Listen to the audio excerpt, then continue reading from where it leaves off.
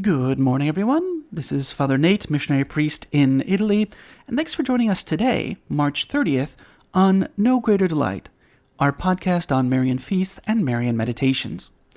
Well, today we'll start off with Abbot Orsini. The Abbot Orsini tells us that they celebrate Notre Dame de Boulogne-sur-Mer in France. It's the restoration of the Chapel of Our Lady at Boulogne-sur-Mer, a restoration undertaken by Claude Dormy, bishop of that city. Right? So we're told that the basilica was damaged in 1941 and subsequently rebuilt, right? So today you can even go there to visit it, as it contains a statue which was the site of many pilgrimages in the Middle Ages, based on accounts of miracles performed in the 7th century. Also today, though, we celebrate Madonna dei Miracoli in Lucca in Italy. So the story goes like this. On March 30th, today, 1588, a soldier named Jacopo di Pietro di Capanori had lost at, he was gambling, right? And he had lost at his game. And he was so angry that he threw his dice against an image of Our Lady that was a fresco in the arc of one of the gates of the city, right? However, in making that sacrilegious gesture, his arm suddenly broke. Snap, right? So he was very worried about being condemned, so he fled to Pistoia. But suddenly, as soon as he realized the gravity of his action, the offense that he gave to Our Lady, he asked for forgiveness from the Mother of God, who very quickly and very piously healed him, right? This episode is conserved in historical documents from the era. And last but not least, we also have Madonna della Rocca in Alessandria della Rocca, Argento in Sicily, Italy. So again, the story goes like this. In 1620, Our Lady appeared to a blind young woman of Alessandria, right, in Italy, gave her sight, and asked her to work on having a church built for the veneration of a statue that would be found hidden in the rocks of a hill. Okay, so that's a tall order, right? She says, okay, start making a church, and then you're going to find a statue hidden in the rocks, and then venerate it there. But the people of the town were convinced by the miracle of the healing. So the people of Alessandria dug in the spot that Our Lady had indicated, and indeed, they found a beautiful statue, 2 feet tall. It was of white marble, finely worked, and they judged it to be a Greek work of the 400s, hitting during the Saracen incursions later that century, right? The town was soon designated as La Madonna della Roccia, Our Lady of the Rock. They soon designated Our Lady of the Rock as their heavenly patroness. The hermits of St. Anthony built a church to house the statue, but unfortunately, the lords of Baresi and Naples, who were in charge of that region, claimed the statue for themselves, and they moved it to Palermo and replaced it with a bronze copy.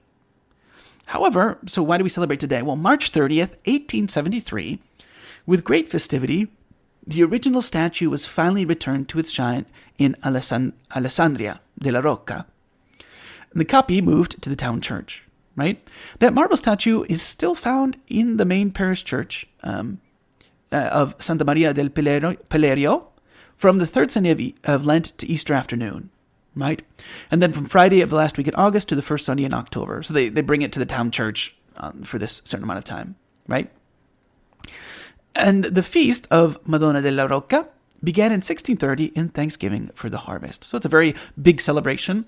And they recall, especially today on March 30th, when the original statue came back to the shrine after it had been taken away. So yes, they lost it for quite some time, but they're happy to have it back. And so that is what we're celebrating today, March 30th, in the Marian world. For today's Marian meditation, taken from the book by Father Ildefonso Villar, we read the concluding 2 points of the meditation, the 51st meditation, the home at Nazareth, the home of Nazareth. So the first point is the fruits of obedience. Its first fruit is the glorification of God. Through obedience, our souls enter straight into the heart of God. Second, the sacrifice and mortification involved there. There is no more meritorious sacrifice than this. since our freedom and will are offered up to God in obedience. Third, the possession of God. It is through obedience that we possess God. And fourth, through obedience we exercise many other virtues: humility, self-denial, life of faith. The joy and peace of a tranquil conscience is the fruit of that trust in God which is at the bottom of obedience. And fifth, this is the fifth point for the meditation, your own obedience. Now examine your own obedience before Jesus and Mary. Do you also convert obedience into something accessory and accidental, by obeying casually, or when it suits you, or when you feel like it, or when that which is commanded is pleasing to you? Is that the case? Or do you rather strive after making your obedience something essential and permanent in your spiritual life, by always obeying in all and in every detail, promptly, with submission of judgment and will, and out of a spirit of faith? How would Our Lady and Saint Joseph dare command anything to Jesus, if they had not previously experienced the joy and pleasure of obeying? Since you want to be a real slave of Mary, ask her the grace of understanding that this slavery consists in the life of obedience. Not in obeying every now and then, but in a life of permanent obedience, in embracing that obedience which covers the whole of our life. For today's reading from the Admirable Heart of Mary, we continue the first chapter of Part 7, where we're considering the inspired tradition, the Catholic tradition regarding Mary's Admirable Heart. And we continue with this chapter 1, this first chapter, the testimony of the Fathers and ascetical writers. Today we'll consider St. Peter Chrysologus. St. Peter Chrysologus, Bishop of Ravenna, to console and strengthen his flock in the midst of the many disasters and calamities of war, strove to imprint in their hearts the devotion to the Blessed Virgin Mary, exhorting them to have recourse to her mercy and to supplicate her to be their shelter and refuge in the misery that encompassed them. Those who followed the saint's advice felt the effects of the inconceivable goodness of Mary, of whom this holy bishop speaks beautifully in a sermon on the Incarnation. Here are his very words. He who is not surprised and amazed in considering the perfection of Mary's soul ignores the greatness and wonder of God. Heaven is filled with awe at the sight of the majesty of God. The angels tremble with respect. All nature is overwhelmed at the brilliance of this power.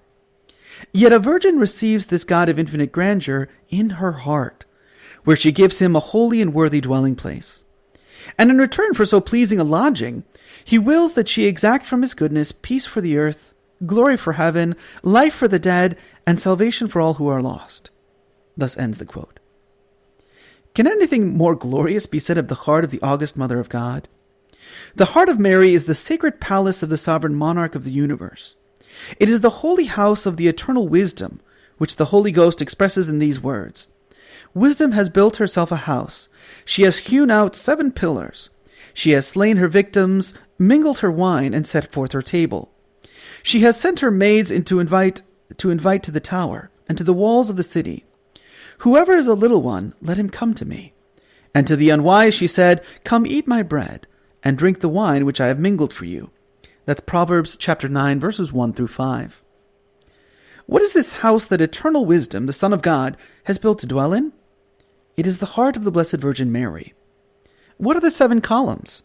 They are the 7 gifts of the Holy Ghost, which support and sustain this heart and render it unshakable to all the assaults of the devil. The victims are Mary's thoughts, affections, desires, which she sacrificed to his divine majesty. The wine, the divine wisdom mingled with water, is the divinity of the Son of God in his humanity, united in the womb of Mary by the holiness of her heart, which drew him from the eternal bosom of the Father.